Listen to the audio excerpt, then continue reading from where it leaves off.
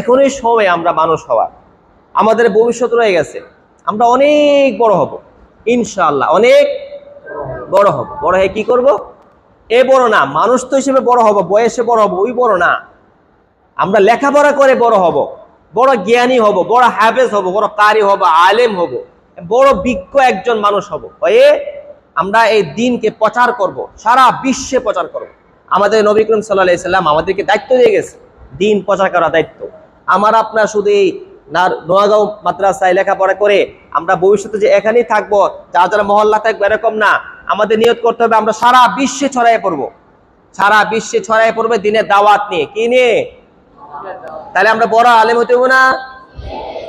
মসজিদের মিম্বরে, বড় বড় স্টেজে, বড় বড় প্রোগ্রামে গিয়ে বয়ান করতে হবে। সে বয়ান করার জন্য এখনই শিখতে হবে।